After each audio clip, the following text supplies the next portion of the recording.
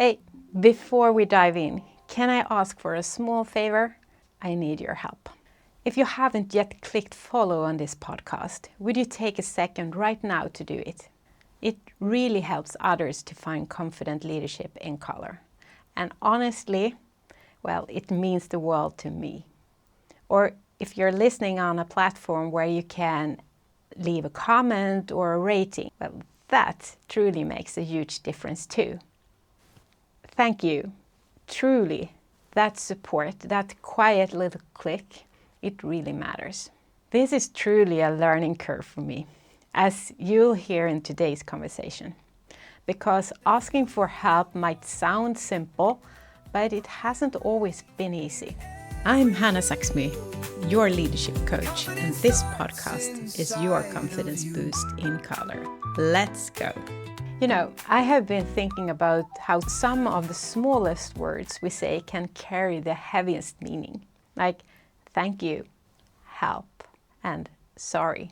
They're short, simple, almost ordinary, but wow, they can be game changers. Each one of them opens up a door. Thank you invites for appreciation and connections, and help opens up for trust and vulnerability. And sorry, well, that one, it unlocks healing. But here's the thing. These words don't always come easy, do they? Especially when you are in a management role or when you have been a strong one for a long time. It can feel safer to power through, to keep the mask on and to say it's fine, even when it isn't. I've definitely been there. And if I'm honest, the hardest one for me has always been asking for help. It's rather funny because I love helping others.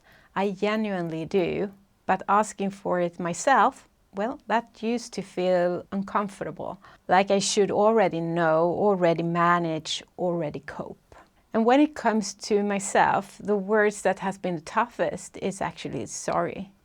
Not because I didn't want to apologize, but because I'm saying sorry to myself meant facing moments I'd rather skip over. The times I pushed too hard, ignored what I needed, or expected more from myself than I ever would from anyone else. Saying sorry to others takes courage. Saying sorry to yourself, well, that takes honesty. It's the moment you meet yourself with compassion instead. What do you need to apologize for? That question still echoes in my mind. I remember sitting in that one-to-one conversation. The room was huge, probably 5 meters to the roof, and at least 40 square meters big. But in that moment, it truly felt tiny, like everything had zoomed in. The air shifted, the door out suddenly was invisible. And the question, that was for me. Just moments before, I'd said, I think I need to apologize to myself. That insight had just landed, right there in the middle of our conversation. I didn't even know the person I was speaking to so very well. It wasn't a close friend or a colleague as such. I'd gone into that meeting because I needed help to sort things out in my mind. I knew something had to be changed. Staying where I was simply wasn't an option anymore. I wasn't well there. And if I wanted a different outcome, I couldn't keep doing the things the same way as I used to. Otherwise, I'd end up right back where I've been, on the sick leave again. Time slowed down. I sat in silence for what felt like ages, prized what I just had said, but also it made completely sense. I realized how often I pushed myself, said yes when I meant no, tried to hold to everything together for everyone else, believing that if I could just create calm around me, then I finally find calm within me. But it never worked that way. So when the question came, what do you need to apologize for? My answer was, I need to apologize for not keeping the promises I made to myself, for not allowing myself to say a clear no, and to stick to it. When I left that meeting, I felt lighter. Something had shifted. I'd been honest with myself, really honest, and that gave me permission to move forward differently. To build a better structure around me, one that actually supported the promises I'd made to myself. And with that awareness came another realization. There was someone else that I needed to apologize to, a colleague. A few weeks later, I got the chance to have a private conversation with her. I said sorry, genuinely, for how my actions had affected her. I saw that now, and even if it was unintentionally. And even though my colleague didn't quite pick up the apology and left it there on the table between us, well, that's okay. That was her choice. What matters was that I had said it, that I had taken the responsibility for my part without expecting anything in return. Because forgiveness isn't something you can demand, it's something you can give. And walking away from that conversation, I remember feeling lighter.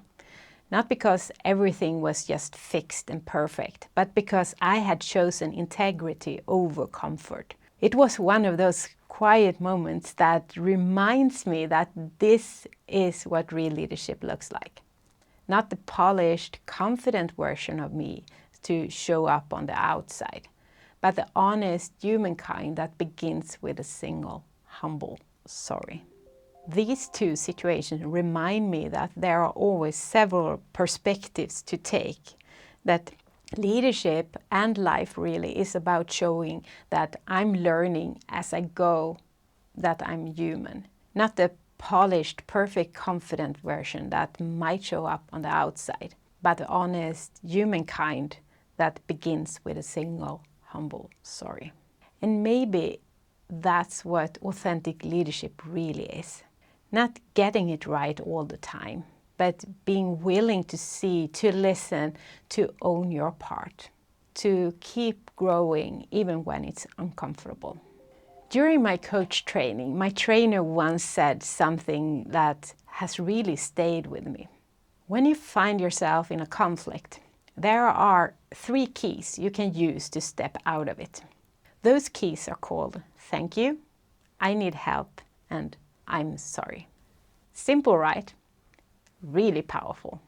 I love that simplicity because the more I reflect on it, the more I realize that these 3 keys aren't just resolving conflicts. Well, they actually making that we are not going into a conflict.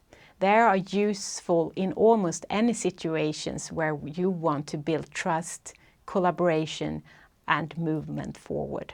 And you're probably already using them without even noticing. Like when you thank a colleague for saying something brave in a meeting, or when you ask for help because you got stuck and need support to move something forward. Or when you say sorry for jumping to a conclusion too quickly. In a team setting, these are incredibly powerful keys to use every single day. Imagine bringing them into your daily stand-up. Why not take a minute to thank or acknowledge someone for something they have done since you last met, something that you truly value? Or when you go through your priorities, ask for help. Maybe invite someone to brainstorm with you or to check in along the way so you can get the result you're hoping for. And sometimes it's about owning up to things too, like saying, I was a bit too optimistic on this one. It took longer than I thought, and I should have asked for help sooner. Because of that, you're now facing a tighter deadline. And I'm sorry. Is there something I can do to help you? And there's actually research that backs this up. You might have heard about Google's Project Aristotle. Their deep dive into what makes the teams truly effective, what they found was that the most successful teams weren't the ones with the highest IQs, the most resources, or even the most experienced ones. They were the ones where people felt safe to speak up, to make mistakes, and show up as themselves. What researchers called psychological safety. And when you think about it, thank you, help, and I'm sorry are exactly the kinds of words that creates that safety. They build trust, invite honesty, and strengthen the connection.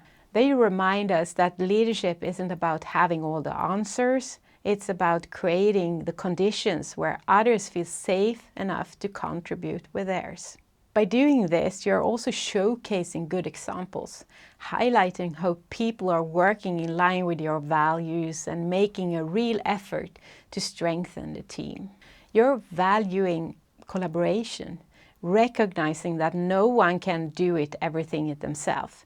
You're showing that we go further together and that using each other's strengths isn't just kinder, it's also smarter and faster way forward.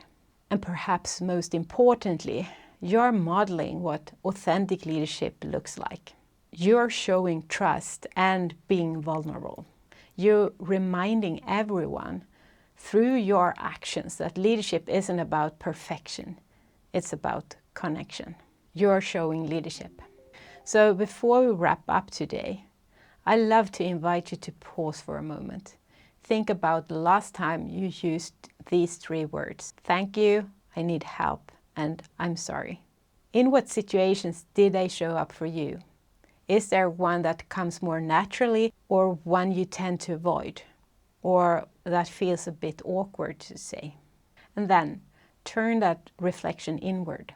When was the last time you said to yourself, thank you, I need help, or I'm sorry?